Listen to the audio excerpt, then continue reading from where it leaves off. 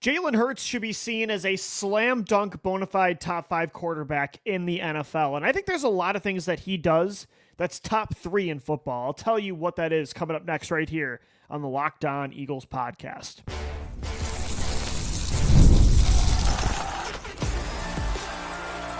You are Locked On Eagles, your daily Philadelphia Eagles podcast. Part of the Locked On Podcast Network, your team every day. We thank you so much for making Locked On Eagles your first listen each and every day. I'm your host, Louie DiBiase. Today's episode is brought to you by FanDuel. Right now, new customers can get $150 back in bonus bets when your first $5 bet wins. Jalen Hurts, I think after winning Super Bowl 59, after winning Super Bowl MVP, after beating the Chiefs when they dared him to throw the football, when they said, Jalen Hurts is going to beat us, not Saquon Barkley. They completely took Saquon out of that game. Winning that game, outperforming Patrick Mahomes in 2 of the last 3 Super Bowls. Like, to me, on top of everything else he has part of his resume with the, potential rushing touchdown record he's going to break, with his all-time win percentage being up there with the likes of Tom Brady and Peyton Manning and Joe Montana, making the playoffs every single year, having an MVP finalist season in 2022. Like, the list goes on and on. I think all of this combined has made Jalen Hurts now be seen as a top 5 quarterback in football, or at least from the smart football analysts. Like, he is there in that tier with Josh Allen, Patrick Mahomes, Lamar Jackson, and Joe Burrow. Even if you think he's behind those 4 guys, he belongs in that top 5 over Jaden Daniels, over Justin Herbert, over Matthew Stafford. Like, I just won't entertain the idea of those guys now being ranked ahead of Jalen Hurts. And for me, I think Jalen has fallen prisoner. He's almost become a victim of his circumstances where, because he has such a strong support system, he has one of the best offensive lines in football, because he has A.J. Brown and Devontae Smith and Dallas Goedert to throw the football to, because he has Saquon Barkley now in the backfield, and because last year he also had the number 1 ranked defense in football. Like, it was a super team. I think it was a top 5 team in the history of the NFL, which is great for the Eagles, but for Jalen Hurts' evaluation, a fair evaluation of Jalen Hurts, he's almost hurt by the support system he has. I think people discredit who Jalen Hurts is in a vacuum as an elite football player himself, because, he doesn't have to carry and elevate his team. He doesn't have to do that as much as Josh Allen does in Buffalo or Joe Burrow does in Cincinnati. But I think where the conversation has kind of gotten a little murky and a little irresponsible is, I think people say because he doesn't have to, it means that Jalen Hurts can't. Like, he said it himself after the Pittsburgh Steelers game, just because we don't do something doesn't mean we can't do it. I think Jalen Hurts has proven in the past that he can be an elite quarterback in his own right, regardless of the situation. I think he has proven that while he might be elite in a different way than those other quarterbacks, he is an elite football player in the NFL. And I just think we need to kind of start to change the conversation about how we fairly evaluate quarterbacks. It just feels like Jalen Hurts isn't able to be fairly evaluated because he has too strong of a support system, so we can't really have a conversation about him. Justin Herbert, for instance, in LA, we can't fairly evaluate him because he doesn't have a strong support system. So it's like, well, if we're taking all the credit away from the quarterback because he has a good offense, and we're completely excusing the quarterback that has a bad offense, then what quarterback are we allowed to discuss? You know what I mean? Like, I think we need to just do a better job of analyzing these quarterbacks individually. And I think Jalen Hurts, in a vacuum, while he's top 5 based on his accomplishments, I think he's clearly an elite quarterback regardless of who he has around him. Like, who he is right now is not the quarterback that we saw at Alabama get benched for Tua because he couldn't throw the football. This is not the quarterback in 2021 that couldn't throw the ball in the pocket and got run out of the building in Tampa Bay in the wild card round of the playoffs. But because fans and analysts, they don't really budge from their first take of what they think of somebody, those players kind of fall victim to that. Jalen Hurts now isn't that player back then. Now he is an elite football player. I think he's top 5 in football at his position. And honestly, I think there's a lot of things that Jalen Hurts does that you could make the argument is top 3 in football at quarterback. What are those things? What is Jalen Hurts potentially the best at in the NFL, or at least top 3? Well, one main thing I think is maybe the most important thing at quarterback that he doesn't give enough credit for, that's not accounted for enough in these rankings of quarterbacks. It's fourth quarter performances. It's his clutch gene and his big game performances. Like, is he always an elite football player? Is he always a top 5 passer? No. But in the biggest moments, the playoffs, the NFC Championship game, Super Bowls, when the game is on the line, one score in the fourth quarter, that is when Jalen Hurts becomes an elite football player. Like, that should weigh so much more in these quarterback debates than it actually does. And I think you can make the argument he's the most clutch quarterback in football, if not number one. I think he's absolutely top 3, and he has been that elite player in the clutch in big moments since he was an 18-year-old true freshman at Alabama, walking off the field in the national championship with the lead after what was supposed to be a go-ahead game-winning rushing touchdown against Clemson. Deshaun Watson drives back down the field and scores the game winner himself. But Jalen Hurts, going all the way back to the Alabama days when he came back in 2018 in place of Tua and led Bama back into the SEC championship victory. You look at the Super Bowl 57, driving down the field in the fourth quarter to tie the game. You look at the 2023 gauntlet against all those great teams, how good he was in the fourth quarter of those games. You look at Super Bowl 59 and the NFC title this year. Those were his 2 best passing performances of the year. Like, he always saves his best for the most important moments. 1-score games in the fourth quarter. I mean, just read his numbers. His numbers in the fourth quarter of games within 1 score since 2021. He's had over a 70% completion percentage in 2 of the last 3 years, 2022 and in 2024, when games are within 1 score in the fourth quarter. He has a 10-5 touchdown to interception ratio in those situations. He has more game-winning drives than both Lamar Jackson and Joe Burrow. And, he doesn't have to do it as much as these other quarterbacks because the Eagles are so good and they win very handily a lot of the time. But again, just because Jalen Hurts doesn't have to do something as often as other players doesn't mean he's not just as good, if not better, at those things. And so I think Jalen Hurts is a top 3 clutch quarterback in the NFL, and I think he has absolutely proven that. And that's one of the most important things to be at quarterback, if not, it might be the most important thing to be top 3 at in football, at the most important position. Another thing he's top 3 in, maybe top 2, is mobility. It's him, Lamar Jackson, and Josh Allen, in my opinion. Jalen Hurts, since 2021, when he took over as the Eagles' full-time starter, he has the 2nd most rushing yards in the NFL at quarterback, only behind Lamar Jackson. He has the most rushing touchdowns for a quarterback in that span. And whatever, you could say that a lot of them are tush-push plays, but Jalen makes that play special. He scores a lot of other touchdowns running the ball in other ways. Look at his 41-yarder in the divisional round against LA. He's going to break that all-time record from Cam Newton for most rushing touchdowns of all time for a quarterback. It's him, it's Josh Allen, it's Lamar Jackson. Maybe you can consider Jaden Daniels and Justin Fields in that tier as well, in the top 5. Maybe like a Kyler Murray as well, but Jalen's top 2 or top 3. The numbers say he's at least top 2. I think the only guy better than him right now from a production standpoint running the football is Lamar Jackson. It's probably 2A, 2B with Jalen and Josh Allen running the football. So that's another thing that he's top 3 at, that in the NFL right now, a quarterback, you need to be elite at to be a franchise quarterback. How about just overall production? Sometimes keep it simple.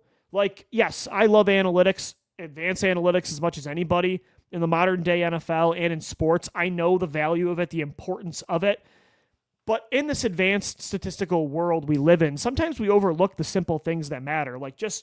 How about the fact that Jalen Hurts has the 2nd most touchdowns in the NFL since 2022 with 105 combined passing and rushing touchdowns? The only guy with more is Josh Allen. Hey, I know it's simple sounding, but if your quarterback has the 2nd most touchdowns of any football player in the NFL over the last 3 years, odds are he's probably pretty good, right? Odds are he's probably top 5 at his position. Oh, and that guy's won a Super Bowl. It was an MVP runner-up. I think, that sounds simple and lazy analysis, but I mean, come on, the proof is in the pudding with that stat. How do you really counter that?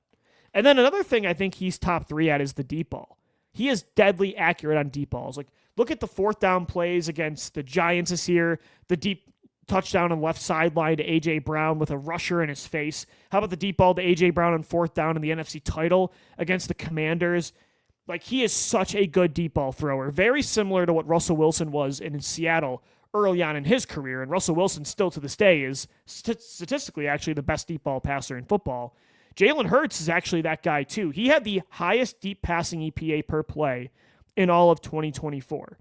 The Eagles actually led the NFL with a 49.1% completion rate on 20-plus yard throwing attempts. He's fifth in that stat since 2022. Since 2022, actually, no team has racked up more yardage or posted a better Pro Football Focus receiving grade on go routes than Philadelphia. Obviously, Devontae Smith and A.J. Brown help that fact, but having Jalen Hurts throw you the football helps that as well. Like, I think just eye test, you watch Eagles games, Jalen Hurts, the best thing he does as a passer is throw the go ball, throw the deep ball. Look at Super Bowl 57, throwing A.J. Brown open in double coverage for a touchdown that gave them a double-digit lead. Those are things I think Jalen is top 3 at. And I think it clearly makes the case that he is a top 5 quarterback in the NFL. All right, guys, coming up next right here on the Locked On Eagles podcast, Bryce Huff broke his silence about his trade from the Eagles to the 49ers. Look, I've defended Huff in the past, but I think he's got to take more responsibility for his failure in the city of brotherly love. I'll tell you why coming up next right here on Locked On Eagles.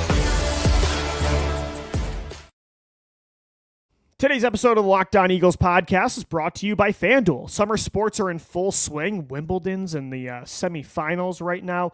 Whether you're all about baseball under the lights, golf on the green, tennis, or high-stakes soccer action, FanDuel is the best way to make every game, every match, everything even more exciting. You've already followed the action. Why not make it a little more thrilling with FanDuel? You can get in on the game while your friends are getting sunburned at the beach. I've been using FanDuel to track my favorite matchups all summer long. Whether you're placing a same-game parlay or watching a bet ride into the 9th inning, FanDuel makes it feel like you're part of the action. New to FanDuel? Well, new customers can bet just $5 and you're going to get $150 back in bonus bets if your first bet wins. So open the FanDuel app today or visit FanDuel.com to get started. Again, new customers can get $5 if they win that bet. Just get $5 in there. You're going to get $150 back in bonus bets if your first bet wins at FanDuel, America's #1 sportsbook. We thank you so much for making Locked On Eagles your first listen each and every day. Right now, we are in off-season mode, so we're down to 3 to 4 shows a week. Solo hosting, myself, Louie DiBiase, getting the show for you 3 to 4 episodes a week on YouTube, all podcast platforms as well. But we also do have 2 other shows live on YouTube.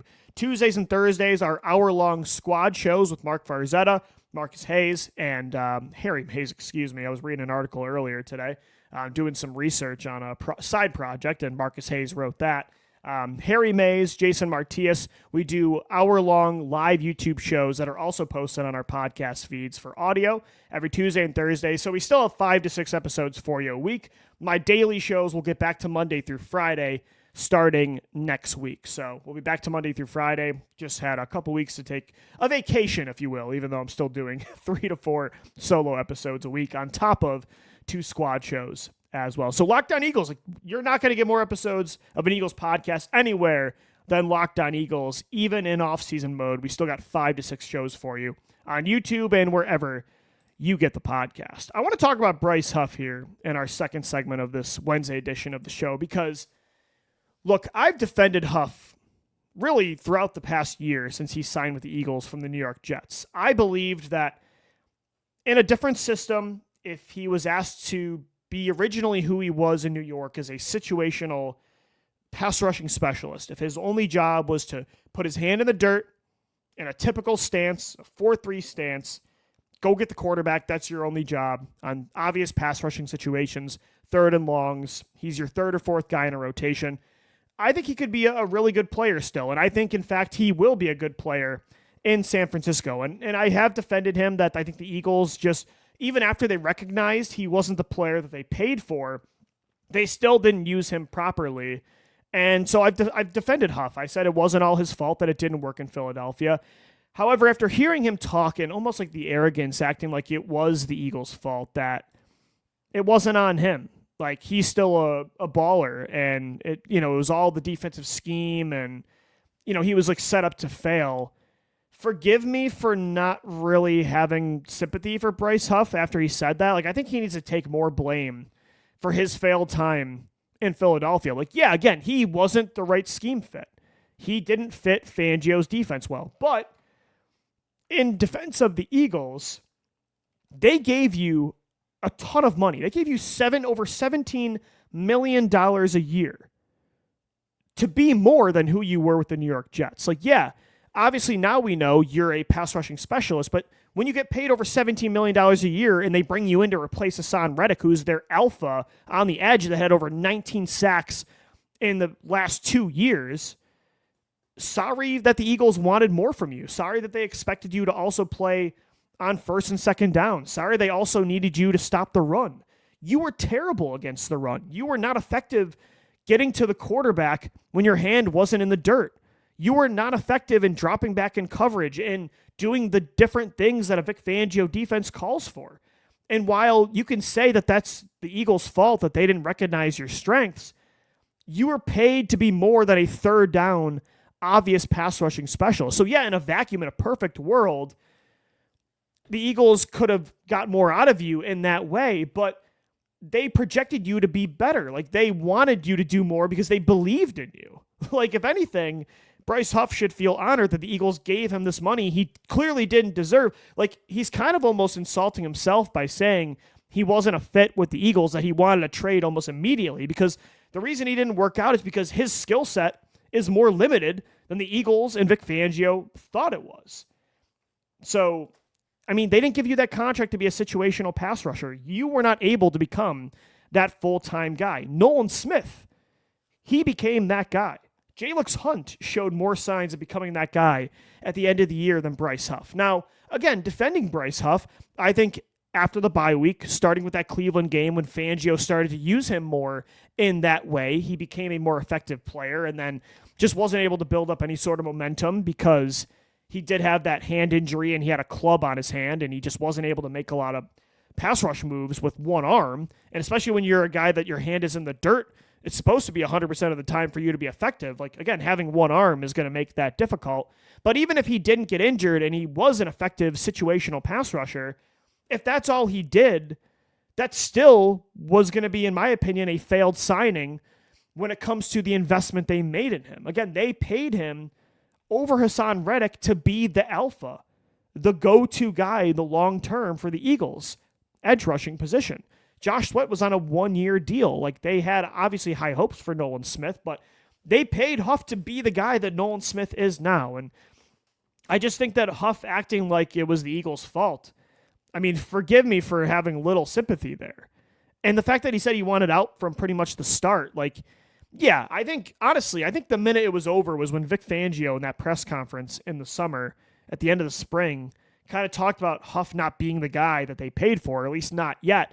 I think the minute that happened, Huff mentally checked out, or he was mad, and at that point just wasn't feeling the vibes in Philadelphia. And while I can understand that, like, that's Vic Fangio. He's blunt, and while he is blunt, he's also honest, and he was correct in his evaluation because when the season started, Bryce Huff was not good against the run. Bryce Huff was not effective at getting to the quarterback until after the bye week, and then he got hurt. So, again, in a perfect world, if Bryce Huff was making, $10 million, and you could use, like, if he had the Azeez Ojulari contract or the Joshua Uche contract, and he had that kind of role, yeah, obviously, if he was used in a different way last year, it'd be a little more frustrating. It's like, just use him in the way that he's best. But when you also add on top of the fact the contract that they gave him, the expectations, the player that he was set to replace, that role was no longer good enough. He had to do more, and he's the one that failed in that. So, I don't know. Like, yeah, he is technically correct that he wasn't a fit in Philadelphia and that he'll probably be a lot better in San Francisco. I wouldn't be surprised this year if he has, like, if you told me Bryce Huff had 7 to 10 sacks this year, would I be shocked? No, not at all. But, I think it's going to be in a limited role that, again, would have made him extremely overpaid in Philadelphia if that's the only way that they used him. And I do feel like this is totally going to happen, especially if the Eagles' edge rushing group is inconsistent behind Nolan Smith. If Bryce Huff is good in San Francisco, and I think he will be with Robert Saleh. When he was with Saleh in New York, he was one of the most efficient pass rushers in football when he's on the field.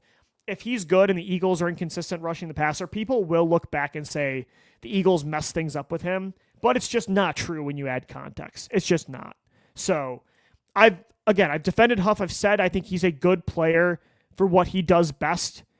And I thought if they brought him back, if they wanted to try to give him another chance, he could still be an effective pass rusher. But Bryce Huff, man, you're the one that failed to become more than a rotational third or fourth guy on the edge.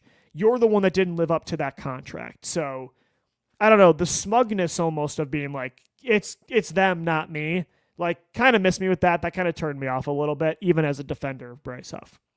All right, guys, coming up next right here on the Locked On Eagles podcast, we'll wrap up this Wednesday edition of the show. Yesterday, or I should say last week, we did some Eagles quarterback what-ifs, and it got me thinking, like, of all those other paths that the Eagles could have taken, almost did take, at quarterback, outside of building around Jalen Hurts, which one of those paths would have worked out the best? We'll get into that coming up next as we wrap up this Wednesday edition of Locked On Eagles.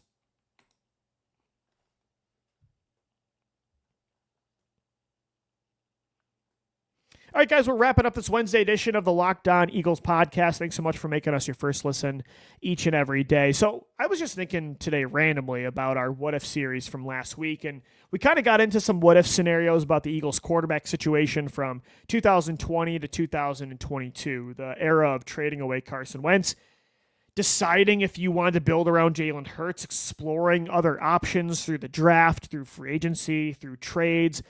Started thinking back to all the different things the Eagles thought about trying or actually did attempt outside of Jalen Hurts being the franchise quarterback. Like, they did consider bringing back Carson Wentz in 2021 to compete with Jalen Hurts. I think that was a big reason they brought in Frank Reich's go-to guy and Nick Sirianni to be the head coach, was within mind keeping Carson Wentz and trying to fix him. I think that was at the forefront of that decision for the Eagles front office.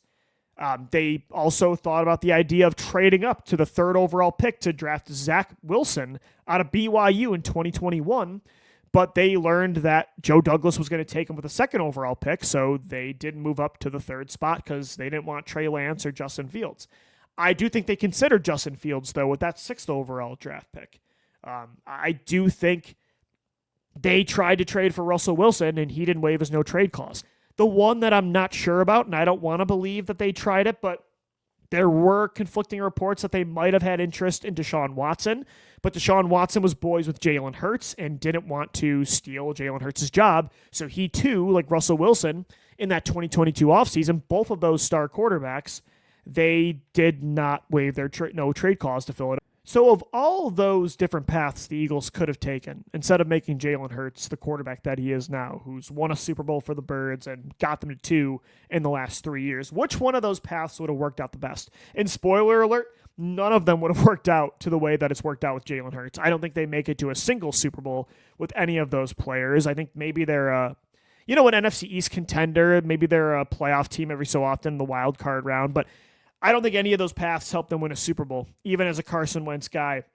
Him returning in 2021, I think he would have been a shell of who he was. I don't think he even beats out Jalen Hurts. Like, unless they traded away Jalen that year and fully committed to Carson again, there was no way Carson was bouncing back. It wasn't happening. So, of all those outcomes, which one would have worked out the best? I mean, Zach Wilson, I loved him at the time. I can totally see why the Eagles and the Jets liked him. I think he would have been a bust in Philadelphia just like he was in New York. Even though he would have had a better support system, I don't think Zach Wilson would have been very good in Philly. I mean, again, support system is huge for quarterbacks in football. We've seen that, but I don't know. I don't think that it would have worked out with Zach Wilson. Trading for Russell Wilson, I think he would have been better than he was in Denver, but look at how Russell Wilson has regressed since he signed with the Broncos. Deshaun Watson, we've seen, it was the worst signing in the history of the NFL when Cleveland gave him a fully guaranteed $200+ million deal. I don't think really any of those would have worked out all that well. If I had to rank them, which one would have worked out the best? Honestly, in my opinion, it's the one that they considered the least. It would have been drafting Justin Fields in 2021 and building the offense the same way they have for Jalen Hurts around Justin Fields. I like Justin Fields a lot. I think could be a good starter. I think he could be a poor man's Jalen Hurts. I think he could be that guy for the New York Jets, and they could compete for a wild card spot this year. Do I think he was someone that could be an MVP finalist like Jalen, that could outplay Patrick Mahomes in 2 Super Bowls? No. But I do think if they would have had the same blueprint with Justin Fields as they have now with Jalen Hurts, that would have probably worked out the best, where they're the most consistent playoff team. If they go all in on that RPO run-first mentality, they get A.J. Brown still in Devontae Smith and eventually Saquon. Like Justin Fields with this offensive line and that support system, he can get you to the playoffs. He can win you a division. I don't think, though, he can be Jalen and win you a championship.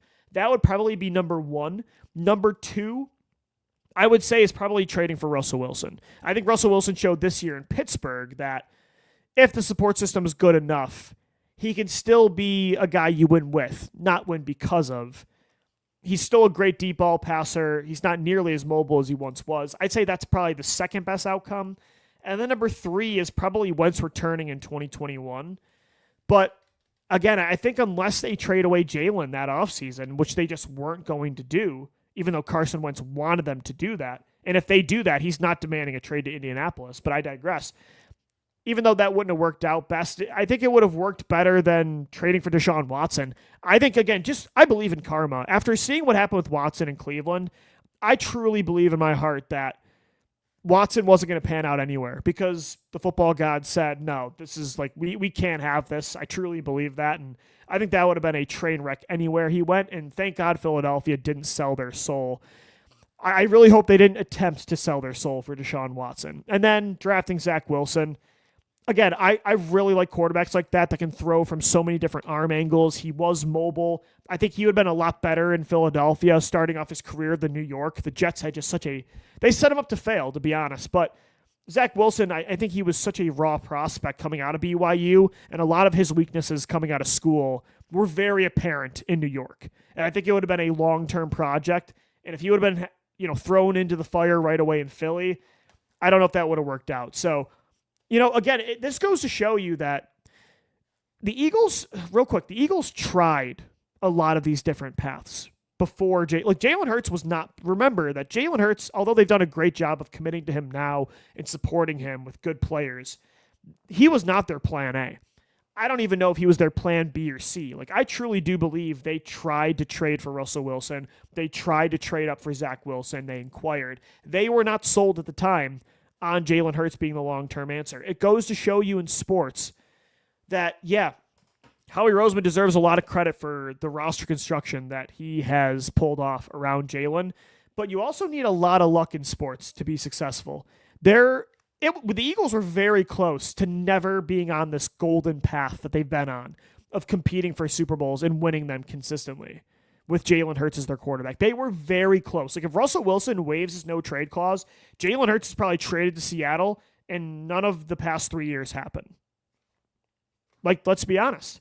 Maybe the same thing with Deshaun Watson, and the Eagles are the team having Kenny Pickett fight with Joe Flacco for a starting job. So it's just kind of a lesson that in sports, obviously execution is so key, and there's so many different ways to build a contender, but there's so many different ways, but you can do all the things the right way philosophically, and the execution is still off. You need luck in the league, and the Eagles got a lot of luck at quarterback.